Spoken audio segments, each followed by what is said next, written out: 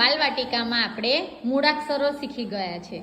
તો આજે આપણે મૂળાક્ષર ઓળખવાનો મહાવરો કરીશું. કયો મૂળાક્ષર છે?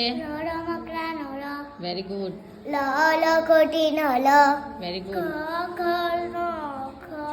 ઘર નો ઘર. Very good. Very good. સરસ. પાછળ બતાવો જોઈએ કયા કયા ચિત્રો છે? શેના ચિત્રો છે? બકરી, બતક ને બદામ. Very good. સસલાનો સ.